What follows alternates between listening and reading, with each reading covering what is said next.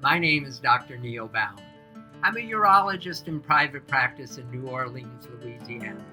I would like to share with you my experience using UroLift, which I believe is the game changer of this decade. I've been in practice nearly 40 years, and every decade has had a game changer. In 1970s, it was the penile prosthesis developed by Dr. Brantley Scott. In 1980s, it was extracorporeal shockwave lithotripsy, developed by Christian Chaussee in Munich, Germany. In the 90s, it was laparoscopy and robotic surgery. And in this millennium, in 2000, in the last decade, the game changer has been UroLift for the management of symptomatic men with BPH.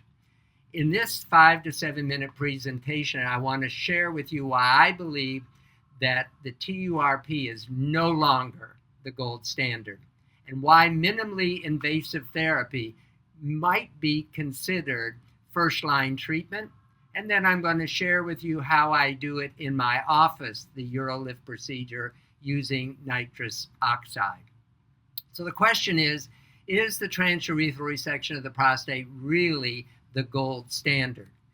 I believe probably it is not, because nearly 70% of the men will experience ejaculatory dysfunction, 10% will experience erectile dysfunction, 3% will experience stress urinary incontinence, 7% will experience a urethral stricture.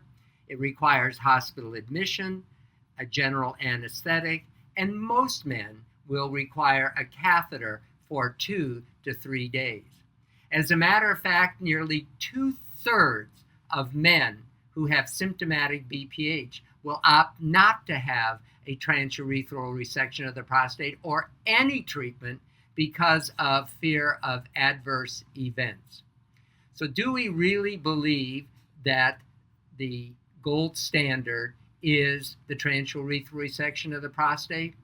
Nearly 12 million American men suffer from symptomatic BPH, yet less than 1% have opted for any kind of treatment, medical, minimally invasive, or surgical treatment for their symptomatic BPH. So what do patients want? Patients want a procedure that doesn't have any sexual dysfunction. They don't want to risk urinary incontinence. They want it done in the office setting with no catheter. They want rapid relief, and they want a durable treatment for their problem. And what do our colleagues, the urologists, what do they want? They want to offer a cure for the patient. They want to be paid appropriately for their services. We want to make good, efficient use of our time. We want to have state-of-the-art options, and we want to be able to grow our practice. So are alpha blockers an acceptable first-line treatment option? I believe not, because significant number of men will experience side effects from alpha blockers.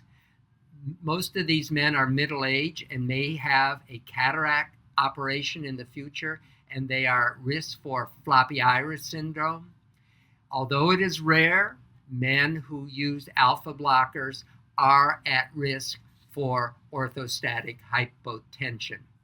So is it possible that we can help our patients more effectively by relieving obstruction and improving lower urinary tract obstructive symptoms with fewer side effects? So let's look at our objectives. We would like to have a first-line treatment that doesn't require the use of medications. We want to provide our men with rapid relief. We want to avoid the complications of surgery. We want to preserve their sexual function. And we want to be appropriately compensated for our services, and a treatment option that allows us to grow our practices. Well, it is now available. It is now available with the UroLift. This is the procedure that can be done in the office setting that will mechanically open up the prostatic urethra, and it will allow men to avoid injury to the dorsal vein complex and to the neurovascular bundles located at 5 and 7 o'clock. We now have durable data that shows that at 3 to 4 years, most of the men have a significant, approximately a 50% reduction in their urinary symptoms that last out to 3 and 4 years.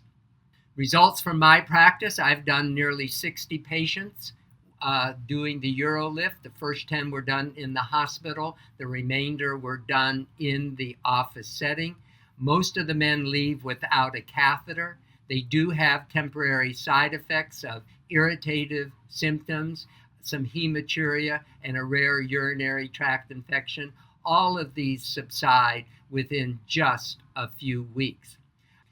The way it is done in my practice, it is done under a topical lidocaine anesthesia accompanied by nitrous oxide. Nitrous oxide is very safe. It provides analgesia and sedation. It is reversible in 60 seconds after turning off the nitrous oxide.